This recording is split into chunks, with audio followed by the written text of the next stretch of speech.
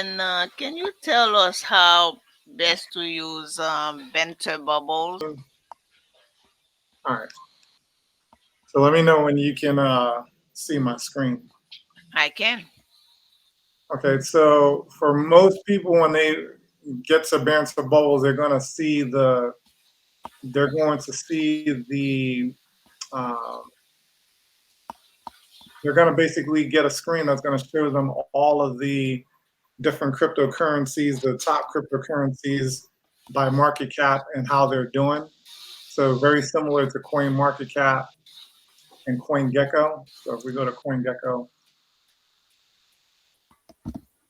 we can see the different cryptocurrencies by market cap. So Bitcoin being the largest cryptocurrency by market cap is number one, followed by Ethereum, number two, Tether, BNB, and so forth. So you have a representation of that. And let me see if I can actually set this back. Okay, so you have these different rankings. So let's say we wanted to look at the top 100. We can click on it and it's going to show us the top 100 cryptocurrencies by market cap.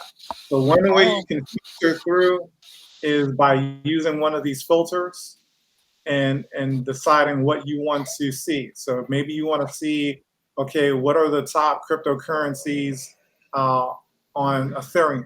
So we can click on Ethereum, and this is going to filter out the top cryptocurrencies that are on that particular blockchain. And the same way that we're seeing in CoinGecko that Bitcoin is up for the out or for let's say the last 24 hours 1.2%, Ethereum is up 1%, uh, yes. so on and so forth. You have that same type of representation in the bubble format here. Okay, and so the way that I use it is, again, you could either use that filter based on what it is you want to see, whether it's uh, the top 100, the top 200, so on and so forth. If you want to see the top AI cryptos, the top meme coin cryptos, the top decentralized exchanges, there's all these different types of filters you can use. So let's say I'm curious to know what the top um, I want to search the AI cryptocurrencies and see how they're doing. Yeah, we have to look at the top AI cryptocurrencies so we can get an idea of how different cryptos are doing in the AI space. Maybe we want to check meme coins, so we can filter by meme. And we see that memes are not doing particularly well today, but we have all these different filters. Mm, So again, just to okay, kind of get I didn't information, know that. yeah, just to kind of get information about what's going on in the market based on certain parameters, this is a really good tool. Now, the way that I particularly use it is I use it to track cryptos in my personal portfolio. Now, these are not all the cryptos in my portfolio, but these are some of the ones that I hold. And so you can filter, um, sorry, not filter, but if we click on this little button here, you can see either your favorites or your watch list, and you can create a new watch list. So if I click on create, let's say that I want to track Bitcoin, I can select Bitcoin. Maybe I want to track Ethereum, I can select it, and then I can add, any number of tokens um, to my portfolio to watch. Okay, and you can set up multiple watch lists. So for example, here's one of the ones that I created, and here's some of the cryptos in it. And so I will just come here maybe once or twice a day, maybe a couple times, whenever I'm curious to see how my portfolio is doing. So I can see that some of the cryptos that I have are up double digits. Part of the reason for these was because there was an announcement that was made in regards to those two tokens. So that caused some price appreciation. Then you can actually click on the actual crypto token itself and look at a chart. Uh, Mm-hmm. you may be able to learn about the project. If you click on the About section, community, I'm not exactly sure what that does. But I guess Oh yes. yeah, This one is like we have in Discord. You can be having a conversation with others. yeah. So if you want to engage with other people in that particular community, you can do that. You Uh, gotta sign in at the bottom though. right, right. And wait, Damien, I noticed you're not signed in, right? If you're not signed in, all that activity you just did, I'm not sure it counts. Yeah, but I'm not worried about the activity. I'm just really demonstrating what how to use it in a way that makes it practical for a person to actually use the tool instead Gotcha. of like trying to farm the points and figuring out how long they should be on the website, how long they should be on the website. I tell people just use it naturally. So instead of going to maybe Coin Market Cap or Coin Gecko to check out the markets, use Coin Banter Bubbles instead.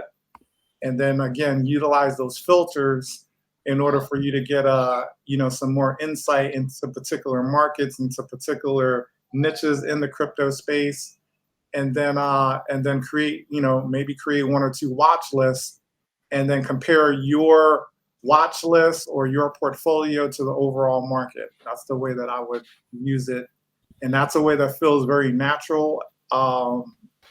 And you can basically start accumulating those points in the process. Very good. So when they first land here, they normally should check to see that they are signed. For me, it signs in automatically after I land. I see it go to the steps for the most part. If not, then I'll click on the sign in button. But after that, they can use it as though they were using Gecko terminal. Would you say if this is this more uh is it better than Gecko terminal in many way in any Well, way? no, so it's not comparable to Gecko CoinGecko Terminal. It's more comparable to CoinGecko. So those are two different platforms, right? So this is CoinGecko. CoinGecko Terminal is more for tracking particular markets, like when you're doing your trading. So they're not the same. This is more like Coin Market Cap. So when you're basically trying to get an idea of how different coins are performing, what their market capitalizations are, what their rankings are relative to other cryptocurrencies. Uh, I wouldn't say that it's better. So if you think of a toolbox, right?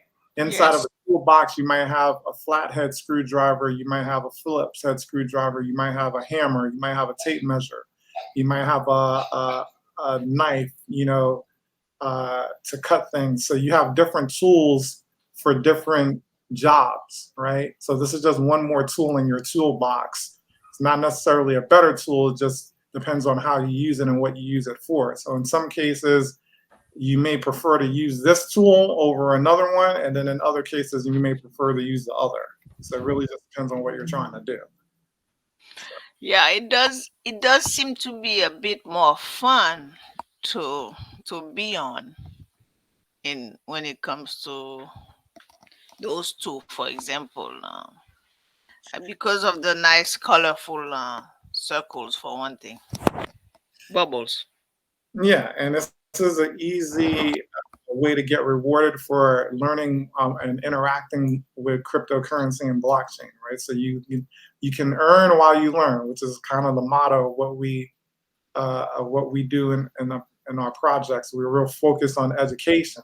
So as you're learning how to create watch lists, as you're learning how to create compare markets, as you're doing research on particular cryptocurrencies, you may want to learn more about Tom, for example. You can click on it.